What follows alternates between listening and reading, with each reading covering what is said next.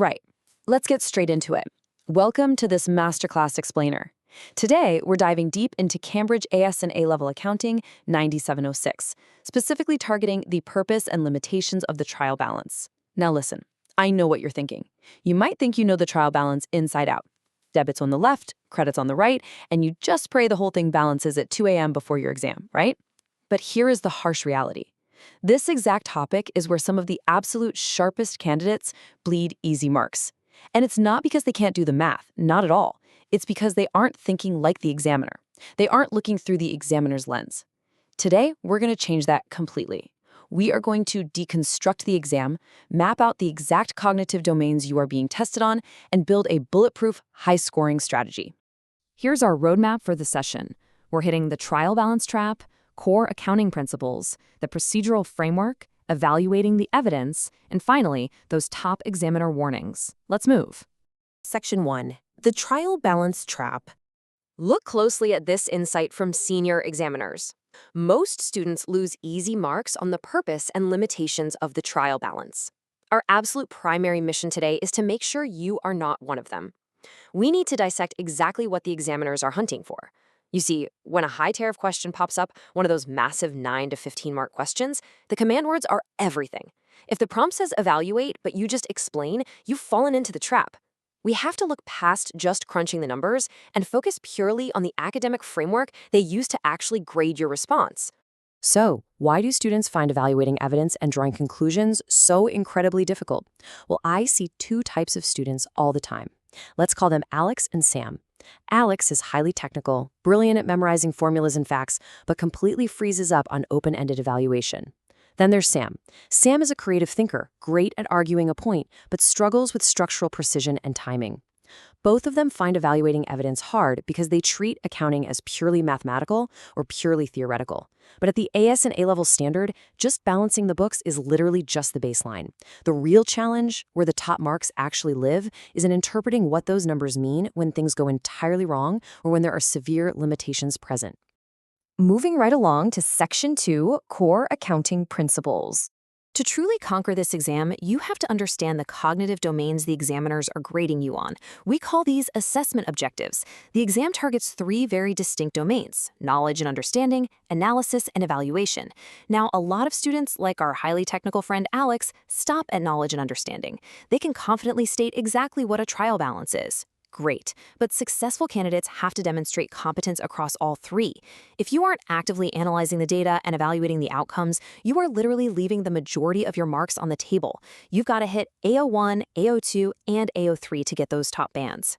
This brings us to a massive differentiator: analytical depth versus superficial breadth.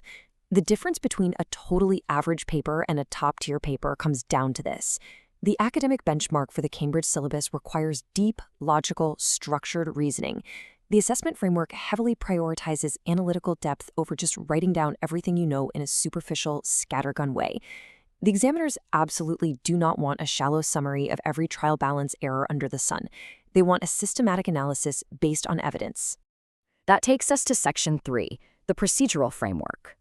Okay, I'm going to give you the exact technical methodology to use on exam day, but actually pause for just a second. Real quick, if you want to consistently crush your Cambridge exams, make sure you hit the subscribe button for Ace the Exam's IGCSE O and L levels at the handle @acetheexam_IGCS. Turn on all notifications so you never miss a weekly strategy breakdown just like this one. Okay, back to the framework. If you want to lock in those method marks, where you get awarded points just for showing the correct process, even if your final calculation is a bit off, you need to follow this standardized 6-step sequence. Step 1, deconstruct the question. What command word is being used? Step 2, extract the relevant data from the stimulus. Step 3, select your analytical framework. Step 4, execute your analysis with crystal clear notation. Step 5, verify your results. And Step 6, present it all using the correct accounting terminology. Systematic processing guarantees maximum marks. Let's dig a bit deeper into that extraction step, because data interpretation skills are absolutely crucial here. You have to be able to extract the right information from really complex texts and tables, interpret the hidden relationships between different accounts, and then draw solid evidence-based conclusions. You know, this isn't just a clever exam trick. This practical application develops actual professional skills. Applying the correct formats and using the appropriate terminology is exactly how you properly evaluate financial performance in the real world. All right, Section 4, Evaluating the Evidence. This is where we unlock the highest tier marks. Think of this as an interactive workshop moment. Imagine you're looking at a poorly written student answer. How do you spot the flaws? Well, to hit the highest descriptive, analytical, and evaluative levels, your evidence evaluation needs to hit 4 specific targets. First, you must identify the limitations of the trial balance itself. Second, you have to clearly outline any assumptions that were made in the data. Third, you need to provide alternative interpretations. Ask yourself, what else could this discrepancy possibly mean? And finally, you absolutely must explain the effect all of this has on the final conclusions. If your paragraph is missing even one of these 4 elements, your evaluation is technically incomplete.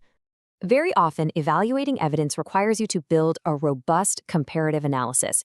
To execute this like a pro, you must identify both similarities and differences. Just listing similarities won't cut it. You execute this by actively using comparative connectives in your writing, things like whereas, conversely, or on the other hand. Next, you have to support every single comparison with hard evidence from the text. And finally, you draw conclusions about their relative importance. Evaluating alternatives and comparing approaches with a justified recommendation, that is exactly what the higher order assessment objectives demand from you. Which brings us to our final and perhaps most important section, top examiner warnings. We've come through the principal examiner reports, and there are exactly 3 fatal mistakes that consistently trap students year after year. Let's break these down so you never, ever make them. Number 1, examiners report that students constantly confuse cause and effect when discussing the trial balance. You have to know precisely what caused an error versus what the effect of that error actually is on the accounts. Don't mix them up. Number 2, students just flat out forget to check their format and presentation. Remember that procedural framework we talked about? Formatting is a professional skill, and yes, you are graded on it. And number 3, providing generic answers that are not specific to the context. I am putting a massive, glowing highlight on that last point. Consider this an official examiner alert. The absolute classic trap is writing down a generic textbook answer. A technically perfect textbook definition is worth 0 marks if it isn't specifically contextualized to the problem sitting right in front of you. Always, always link every single point you make directly back to the given scenario.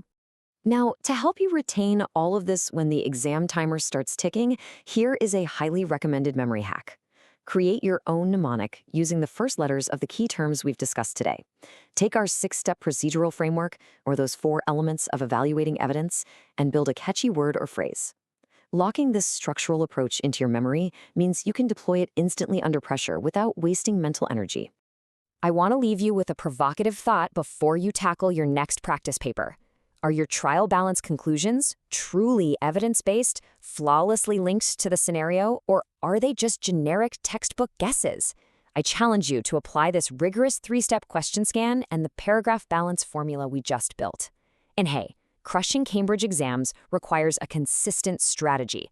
So right now, hit that subscribe button for Ace the Exams IGCSE O and A levels at acetheexam_IGCSE.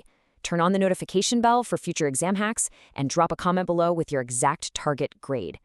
Go dominate those past papers, and I will see you in the next one.